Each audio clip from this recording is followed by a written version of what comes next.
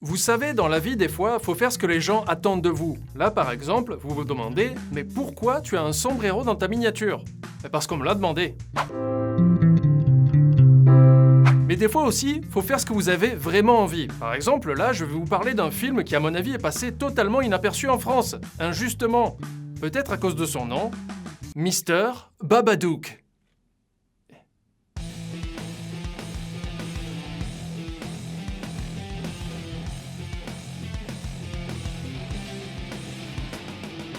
Mister Babadook est sorti en salle le 30 juillet 2014. Réalisé par Jennifer Kent, le film a cumulé seulement 130 000 entrées dans l'Hexagone. En comparaison, Annabelle, un autre film d'horreur, a cumulé 1 500 000 entrées. Et Budapest avec Monsieur Poulpe, lui, en est à 200 000 tickets vendus. Donc un score très faible pour un film qui, à mon avis, en mérite beaucoup plus. Et là, vous venez de percuter que j'ai qualifié Annabelle d'autres films d'horreur. Parce que oui, Mister Babadook est un film d'horreur / épouvante, mais dans le sens large du terme.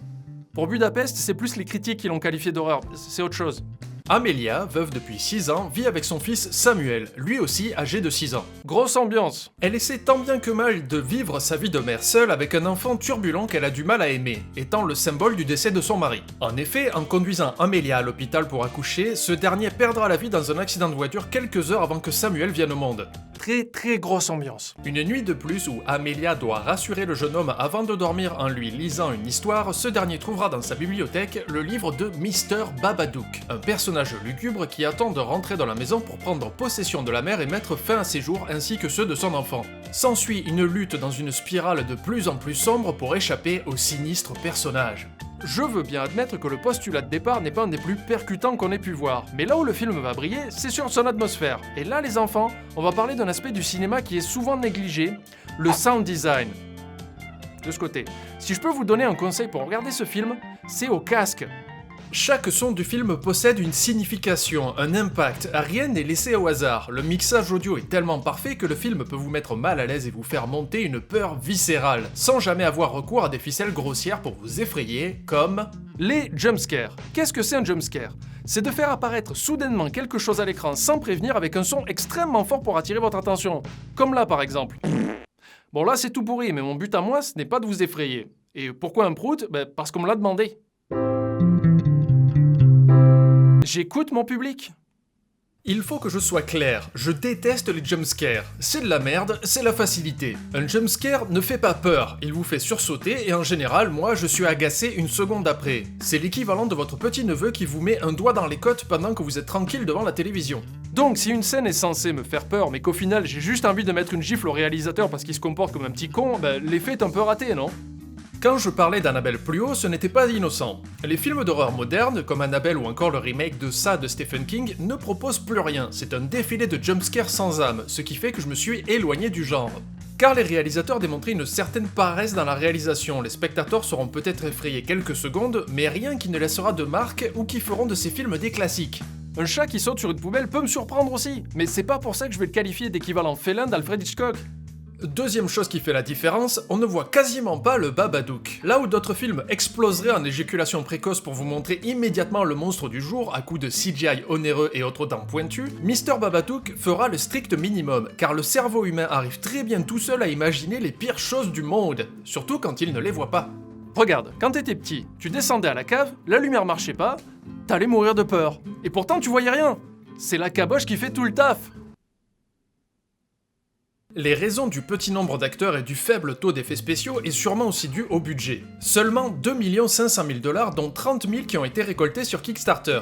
Mais avec un très bon illustrateur pour le livre de Mister Babadook et des ingé-sons ultra efficaces, le film va quand même vous poser une boule dans l'estomac. Mais aussi grâce aux interprétations des deux acteurs principaux, Essie Davis dans le rôle d'Amelia et Noah Wiseman dans le rôle de Samuel. Samuel sera insupportable dans la première partie du film et Amelia en totale dépression, passive et abattue. Alors que plus le film avance et plus le changement sera subtil. Amelia deviendra une terreur psychopathe, presque plus que le Babadook lui-même, et Samuel deviendra le personnage que le public soutiendra dans sa quête de sauvetage de sa maman.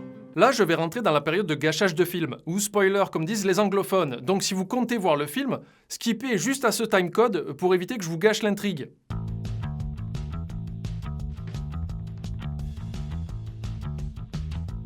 Là où les films d'horreur modernes se contentent d'avoir un postulat de greu, un esprit vengeur qui veut du sang, tripes à l'air et hémoglobine dans tous les sens, Mr. Babadook aborde un thème finalement assez banal mais traité avec l'imaginaire fantastique pour le symboliser, qui peut être mis sur le compte de la folie mentale passagère d'Amelia. Le deuil d'une personne est en général dénoté en 5 parties dans le monde de la psychanalyse.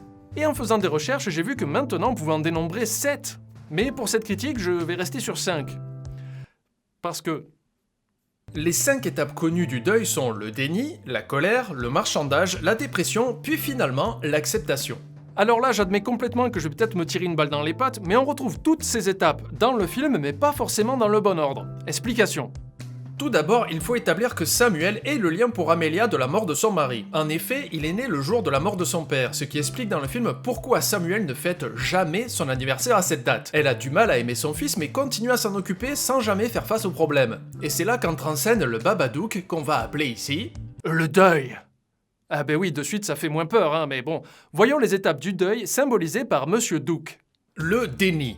Après avoir lu le livre, Amelia refuse obstinément de croire au Babadook, mettant ça sur le compte de l'imagination trop fertile de son fils. Elle bloque aussi toute mémoire de son défunt mari en laissant toutes ses affaires dans la cave en y interdisant l'accès. Répression du souvenir. La colère. Devant l'insistance de son fils à mentionner le Babadook en toutes circonstances, Amelia va se montrer de plus en plus agressive et moins dans l'acceptance des accès des phobies de son enfant. Le marchandage. Amelia se fera prescrire des calmants pour son fils et elle afin de retrouver le sommeil et ainsi ne plus penser au Babadook. La dépression. Bon, c'est là où l'ordre perd un peu de son sens. Amelia est clairement dépressive depuis 6 ans, là je me foire un peu, mais elle sombre clairement de plus en plus à la dépression en cessant le dialogue avec sa voisine. L'acceptation. Et c'est là que j'ai trouvé la force du film. Amelia accepte totalement l'existence de Mr. Babadook, mais ne le laissera plus faire de mal à son fils ou à elle en aimant et acceptant son fils tel qu'il est et en cessant de le rendre responsable de la mort de son mari. Ben car il y peut rien le gosse, hein. Il conduisait pas quoi. Mais là où je trouve que le film fait fort, c'est dans la symbolique de continuer à nourrir le Babadook en lui amenant des bols de vers de terre. Ici, à mon avis, Jennifer Kent symbolise simplement qu'on ne peut pas effacer certaines choses du revers de la main, telle la perte d'un être aimé ou la dépression. On peut vivre avec, garder un certain entretien de ses émotions et les maîtriser, y avoir accès par moments en gardant un contrôle, mais c'est impossible de gommer ce genre d'affect.